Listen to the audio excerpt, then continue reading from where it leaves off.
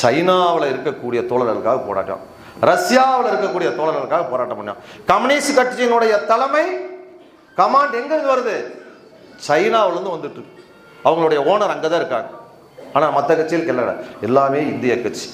அதனால இந்த மண்ணிலிருந்து ஒரு கட்சி அப்புறப்படுத்தப்பட வேண்டும் என்று சொன்னால் அது இந்த கம்யூனிசம் இந்த மண்ணிலிருந்து அப்புறப்படுத்த வேண்டும்.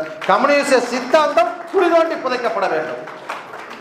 நீங்க திமுகவை பார்க்கக்கூடாது, திமுக காரண்டையும் சொல்லணும், ஏண்டா நல்லா இருக்கிற ஊர்ல இவங்களை கொண்டாந்து விடுறீங்க, இந்த ஒரு முறை விடுங்க, சரியா?